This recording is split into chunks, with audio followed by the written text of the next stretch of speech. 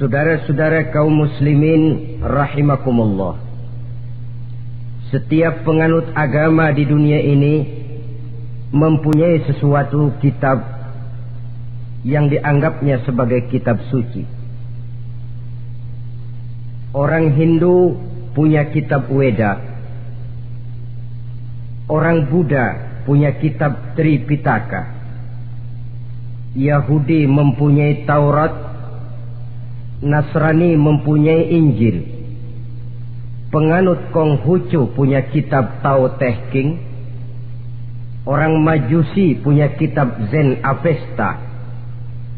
Orang kebatinan punya kitab Serat Centani, Hidayat Jati, Darmo Gandul atau Gatoloco. Sementara kita umat Islam oleh Allah diberikan Al-Quranul Karim.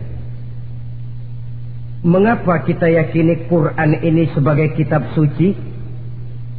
Pertama, ia bebas dari intervensi dan investasi manusiawi. Ia sepenuhnya, baik isi maupun redaksi, adalah produk dari Allah Subhanahu wa Ta'ala. Kita yakini Quran kitab suci karena sampai hari ini belum ada seorang pun yang sanggup membuat seperti itu. Suatu kitab hanya dinamakan suci kalau dia bersih dari investasi dan intervensi manusia. Al-Quran ini sejak turunnya 14 abad yang lalu telah menantang. Wa in kuntum fi raibim mimma nazzalna ala abdina fa'tu bi suratin min mislih. Apabila kamu ragu-ragu terhadap kebenaran Quran yang kami turunkan kepada hamba kami Muhammad, atau kamu menyangka Quran itu cuma bikinan Muhammad saja, cobalah kamu buat satu surah saja semacam Al-Quran. Apabila kamu tidak mampu melakukannya seorang diri, wada'u syuhada'akum, ajak seluruh teman-temanmu. Sejak tantangan ini turun 14 abad yang lalu, sampai hari ini tidak seorang pun yang sanggup membuat satu surah saja semacam Al-Quranul Karim. Barangkali belum pernah ada yang coba-coba. Sudah. Di antaranya apa yang dilakukan oleh Musailamah Al-Kadzab. Dia mencoba membuat satu surah semacam Al-Quran yang kalimatnya sudah berbentuk bait-bait syair, tapi isinya jauh panggang daripada api. Yang kedua, kita yakini Quran sebagai kitab suci karena isi dan ajarannya sesuai dengan fitrah manusia. Suatu kitab dinamakan suci kalau ajarannya sejalan dengan fitrah manusia. Misalnya, manusia secara fitrah, kalau dia laki-laki normal nafsu kepada perempuan, itu fitrah. Perempuan suka kepada laki-laki, itu fitrah. Kalau ada kitab suci tapi melarang manusia untuk kawin, kesuciannya perlu diselidiki. Quran kitab suci sejalan dengan fitrah manusia, maka ia menganjurkan manusia yang mampu untuk melangsungkan perkawinan. Contoh lain, secara fitrah manusia perlu makan. Kalau ada kitab suci yang melarang manusia puasa saja siang malam terus menerus, itu kan sama juga nyuruh orang mati. Quran sesuai dengan fitrah manusia, maka dalam Islam puasa wisol, puasa ngableng, apa itu istilahnya, puasa nyambung dari pagi sampai sore sampai malam sampai pagi lagi puasa terus, bukan saja tidak boleh, malah haram hukumnya. Kenapa? Itu bertentangan dengan fitrah manusia. Yang ketiga, kita yakini Quran sebagai kitab suci karena isinya tidak kontroversial. Isinya tidak saling bertentangan satu sama lain. Di ayat manapun Quran mengajarkan Allah itu Esa. Satu kali dia berkata haram, dia akan tetap berkata haram. Isinya tidak kontroversial. Sebab kalau ada kitab suci, di satu pihak mengajarkan Tuhan Esa, di lain ayat mengajarkan Tuhan 3, di lain ayat lagi mengajarkan Tuhan 4, kitab kacau namanya. Bagaimana suatu kitab bernama suci kalau isinya kontroversial satu dengan lainnya? Dari 3 kriteria inilah kita yakini Quran sebagai kitab suci. Masalah yang akan kita bicarakan pada pertemuan kita kali ini, bagaimana sikap kita terhadap Al-Quranul Karim sebagai kitab suci. Berangkat dari sebuah hadis di mana Rasulullah Sallallahu Alaihi Wasallam pernah memberikan tawaran. Beliau bersabda, "Man ja'ala al-Qur'ana amamahu qadahu ilal jannah, wa man ja'ala al-Qur'ana khalfahu saqahu ilan nar." Siapa yang menjadikan Quran sebagai imam, maka Quran akan membimbing dia ke dalam surga. Tetapi siapa yang menjadikan Quran sebagai makmum, maka Quran akan mendorong dia ke dalam neraka. Pilihan terserah kita. Siapa yang menjadikan Quran sebagai imam, ditempatkannya Al-Quran di depan, dia ikuti petunjuk dan ajaran Al-Quran, maka Quran akan membimbing dia ke surga. Surga dunia, lebih-lebih lagi surga akhirat. Tetapi sebaliknya, siapa yang menempatkan Quran di belakangnya, dia belakangi Al-Quran, dia belakangi perintah dan ajaran-ajaran Al-Quran, dia perturutkan hawa nafsunya dalam kehidupan ini, maka Quran akan mendorong dia ke dalam neraka. Ya, neraka dunia, lebih-lebih lagi neraka akhirat. Pilihan terserah kita. Saya mau tanya, kira-kira Quran dalam hidup kita jadi imam apa jadi makmum? Imam apa makmum? Kalau Quran jadi imam, artinya kita umat Islam jadi makmum. Resiko dan logika tentu. Makmum harus ngikuti imam. Imam takbir, makmum takbir. Imam ruku, makmum ruku. Imam sujud, makmum sujud. Imam tahiyat, makmum tahiyat. Itu namanya Quran jadi imam, kita jadi makmum. Artinya dalam terjemahannya pada kehidupan, kalau merah kata Quran, merah kita kata. Hijau kata Quran, hijau kita bilang. Ke barat kata Quran, ke barat kita pergi. Ke timur kata Quran, ke timur kita berangkat. Halal kata Quran, halal kata kita. Haram kata Quran, haram kita bilang. Itu Quran imam, kita makmum. Nyatanya kadang-kadang kontras. Nyatanya kadang-kadang paradok. Merah kata Quran, hijau dong kata kita. Halal kata Quran, remeng-remeng kata kita. Ke barat kata Quran, ke timur kita pergi. Dalam praktek kita mau jadi makmum, Quran kita suruh jadi imam. Kita sesuaikan Quran dengan selera kita. Mana-mana ayat yang menguntungkan, mana ayat yang sesuai dengan mau kita, itu yang kita baca kuat-kuat. Itu yang kita canangkan ke tengah masyarakat ramai. Tapi manakala Quran itu bertentangan dengan nafsu kita, bertentangan dengan gaya dan kepribadian kita, kita umpetin itu Quran. Kalau kita cuma umpetin lumayan, kadang-kadang kita tuduh Quran ketinggalan zaman. Kita anggap Quran tidak relevan lagi dengan situasi dan kondisi. Kalau sudah begitu, sudah menyeberang terlalu jauh namanya. Saudara-saudara kaum muslimin rahimakumullah, inilah makna hadis Nabi yang diriwayatkan dari Imam Ali bin Abi Thalib. Bersabda Rasul, "Man qara'al Qur'ana fastazharahu fa ahalla halalahu wa harrama haramahu adkhalahul jannah." Barang siapa yang membaca Al-Quran lalu memperhatikannya, kemudian menghalalkan yang halal dan mengharamkan yang haram, maka Allah akan memasukkan orang itu ke dalam surga. Ya surga dunia, ya surga akhirat. Apabila kita renungi hadis ini, maka untuk berimam kepada Al-Quran ada 3 jalan utama yang harus kita laksanakan. Pertama, dari kalimat man qara'al Quran, barang siapa yang membaca Al-Quran. Ini artinya siapa yang ingin menjadikan Quran sebagai imam di dalam kehidupan, jalan pertama yang harus ditempuhnya menanamkan kegemaran membaca Al-Quranul Karim. Al-Quran gharibun fima baina qaumin la yaqra'una. Quran akan jadi asing, Quran akan jadi aneh kalau terletak di tengah rumah orang Islam yang tidak suka membaca Al-Quranul Karim. Jadi langkah pertama, tanamkan kegemaran membaca Al-Quran. Saya tidak menyalahkan kalau remaja kita gandrung kepada Stevie Wonder. Baik kalau mereka senang kepada suara emasnya Michael Jackson atau suaranya Madonna. Tapi kalau sampai harus mengalahkan kecintaan mereka kepada membaca Al-Quran, ini ironi.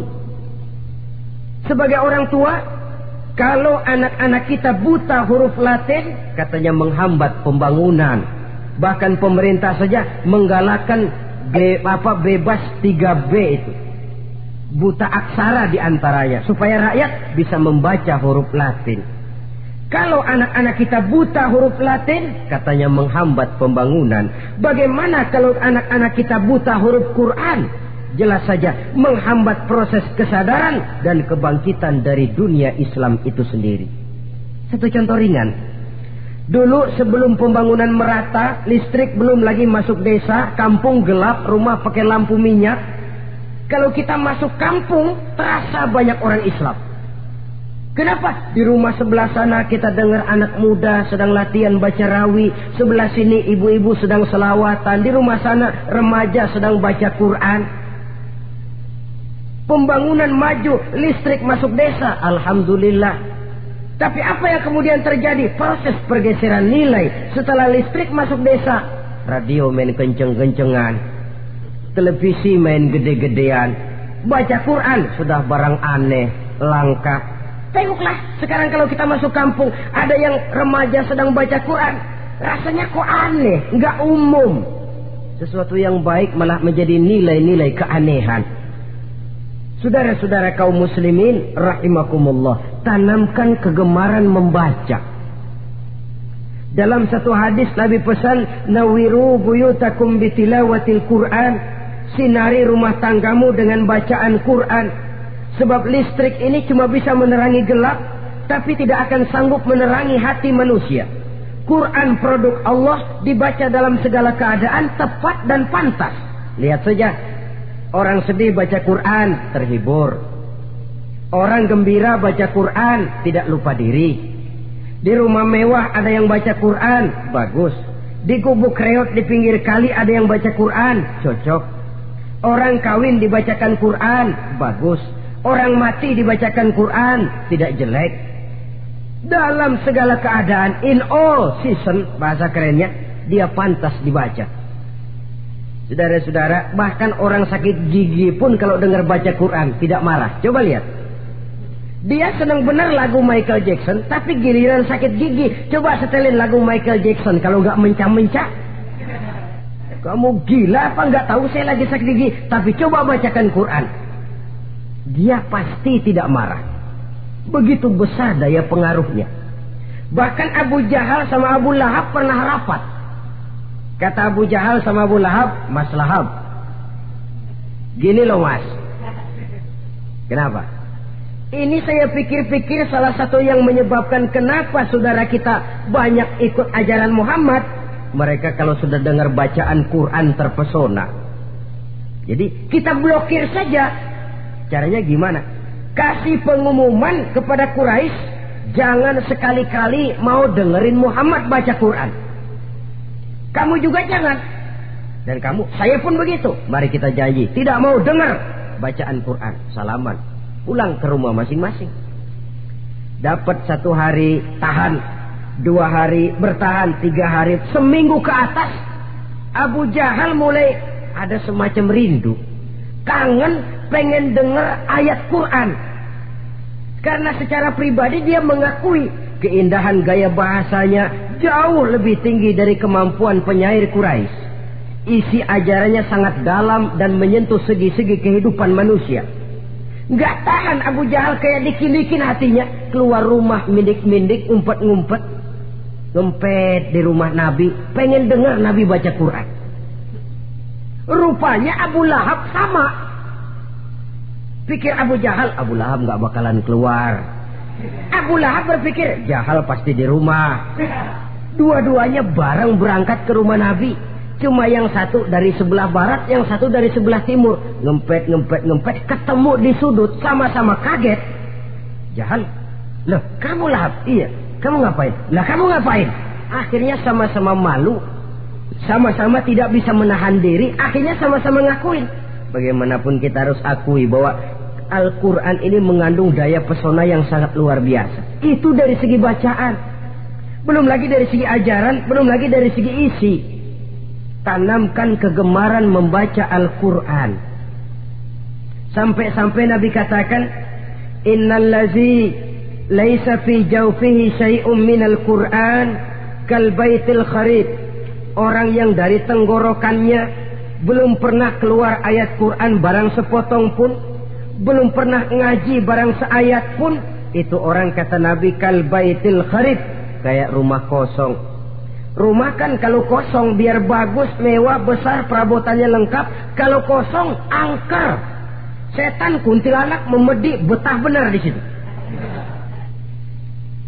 Saudara-saudara kaum muslimin rahimakumullah, dalam satu percontohan Nabi mengatakan begini, Masalul mu'minil lazi yaqra'ul Qur'an kamasalil utrujah rihuha thayyibun wa ta'muha thayyibun. Orang mukmin yang suka membaca Quran adalah ibarat buah utrujah, baunya wangi, rasanya lezat. Kira-kira kalau di negeri kita buah apa utrujah itu? Semacam jeruk yang manis lah. Sudah baunya wangi, rasanya enak. Itu buah itu. Orang mukmin yang suka baca Quran kayak buah itu. Baunya wangi, rasanya enak. Artinya syiarnya hidup, isinya memang orang mukmin. Sebaliknya, wa masalul mu'minil ladzi la yaqra'ul Qur'an kamasalit tamrah la riha laha wa ta'muha hulwun. Orang mukmin yang tidak suka baca Quran kayak korma. Rasanya emang manis, cuman kagak ada baunya.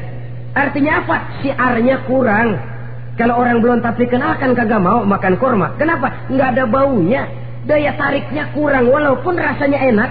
Kalau daya tariknya nggak ada, kan nggak ada iklannya, tidak ada syiarnya. Itu orang mukmin yang tidak suka membaca Quran. Ibarat buah, nggak ada baunya, walaupun rasanya enak. Orang kurang tergerak, kurang syiar, kurang daya tarik. Sebaliknya, wa masalul munafiq allazi yaqra'ul Qur'an kamasalir raihanah rihuha thayyibun wa ta'muha murrun. Orang munafik yang suka baca Quran seperti buah raihanah. Apa itu? Baunya wangi, rasanya pahit. Orang munafik baca Quran kayak buah itu.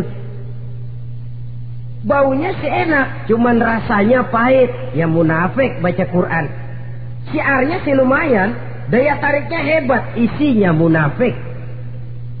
Nah, paling jelek orang munafik yang nggak suka baca Quran. Wa masalul munafiqil ladzi la yaqra'ul Qur'an kamasalil hanzalah laisa laha rihun wa ta'muha murrun. Orang munafik yang tidak suka baca Quran seperti buah hanzalah, sudah enggak ada baunya, rasanya pahit lagi. Kalau buah pacek kali. Udah baunya kagak ada, kalau dimakan bikin orang celeng. Saudara-saudara kaum muslimin rahimakumullah, tanamkan kegemaran membaca Al-Quran, karena membaca Al-Quran merupakan ibadah yang besar. Bahkan kata Nabi, afdalu ibadati abdi qiraatul Quran. Nilai ibadah yang paling baik dari hambaku adalah ibadah membaca Al-Quran. Dalam solat pahalanya lebih besar di luar solat daripada di luar solat. Dengan wudu pahalanya lebih besar daripada tanpa wudu.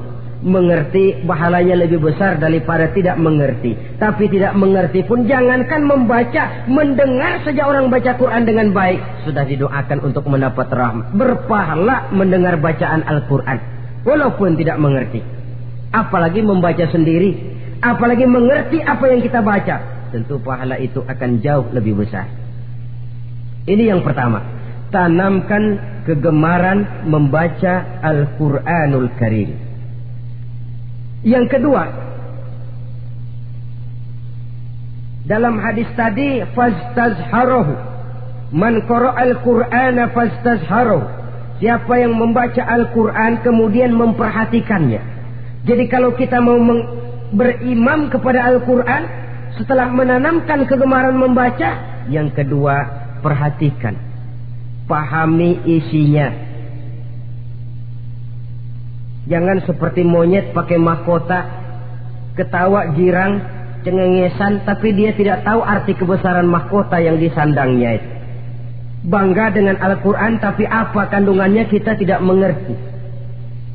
Untuk memahami Al-Quran ini, caranya bagaimana? Tentu mudah saja.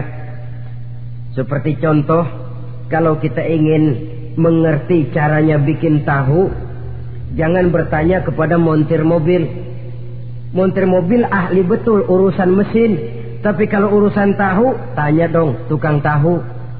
Untuk mengerti rahasia dan seluk-beluk Al-Quran, kita harus bertanya kepada orang yang memahami seluk-beluk Al-Quran, para ulama, para kiai, para ustadz, yang kita tahu kualitas keilmuannya, kita yakini loyalitas dan integritasnya kepada Islam ini.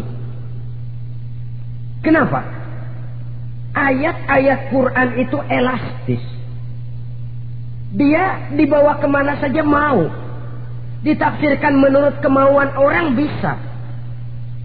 Paling celaka kalau yang belajar tidak punya dasar, yang mengajar punya maksud lain, sesat dan menyesatkan. Yang ngajar punya nafsu ambisi, yang belajar tikus budeg, yang memang tidak punya dasar apa-apa, sekali belajar langsung tafsir. Cara wudhu yang baik saja belum ngerti, cara ruku dan sujud yang baik saja belum bisa, yang membatalkan sholat apa ndak bisa, ndak ngerti, sekali langsung. Ndak, supaya kita langsung saja belajar langsung Al-Quranul Karim.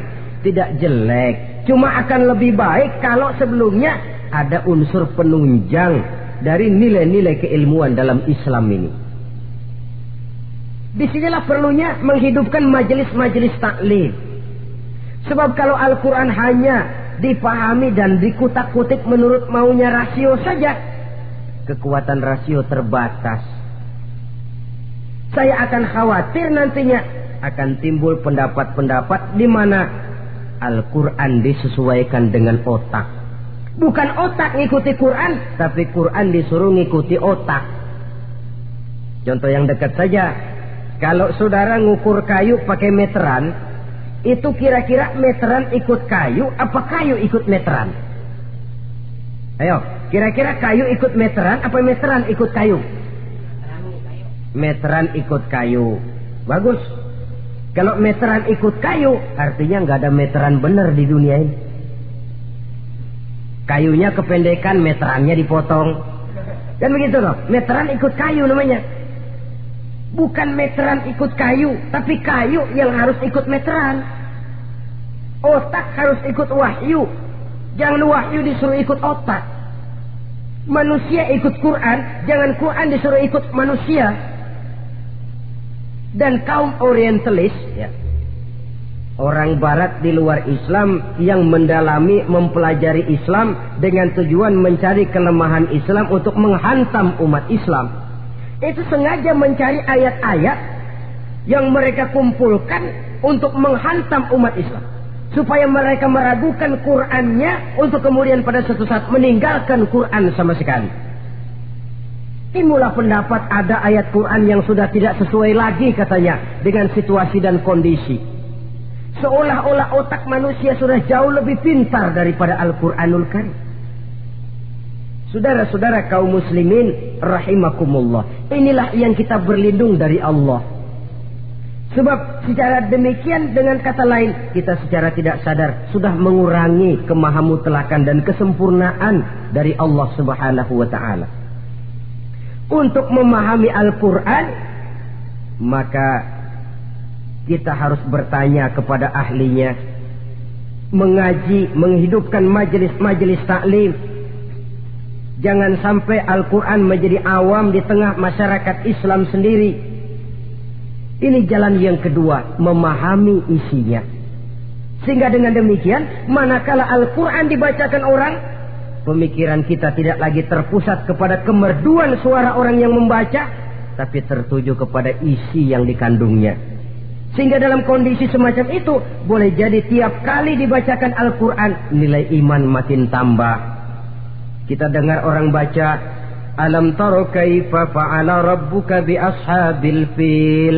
Terbayang oleh kita bagaimana Raja Abrahat dengan pasukannya mau menghancurkan Ka'bah. Bagi Allah cukup menurunkan burung ababil, hancur lebur Abrahat, raja besar dengan seluruh pasukan gajahnya, berantakan dibuatnya cuma dengan burung ababil. Allah maha besar, Allah maha kuasa. Tambah iman. Kalau tidak, ya seperti yang banyak terjadi. Quran menceritakan azab, kita malah kesenangan.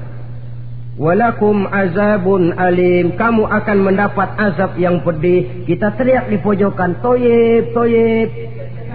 Allah, alhamdulillah. Digambarkan azab malah baik-baik.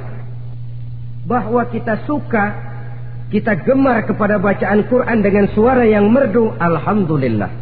Akan lebih baik lagi kalau kita mengerti apa yang dibacanya. Sebab perintah membaca tersirat makna perintah untuk memahami. Perintah memahami tersirat makna untuk mengamalkan. Dengan kata lain, kita hanya bisa mengamalkan Quran dengan baik kalau kita mengerti isinya. Kita hanya bisa mengerti isinya kalau kita rajin membacanya. Baik membaca yang tersirat, baik membaca yang tersurat dengan petunjuk para alim ulama, para kiai, dan orang-orang yang ahli di bidang itu. Saudara-saudara kaum muslimin rahimakumullah, inilah jalan kedua. Upayakan memahami isinya. Hidupkan kajian-kajian agama. Hidupkan majelis-majelis taklim. Jangan sampai Al-Quran asing di hati kita sendiri. Jangan sampai kita awam terhadap makna kandungan dan ajaran Al-Quran, sementara kita yakini bahwa dialah yang akan bisa membimbing kita menuju kebahagiaan sejak dari dunia sampai ke akhirat nanti.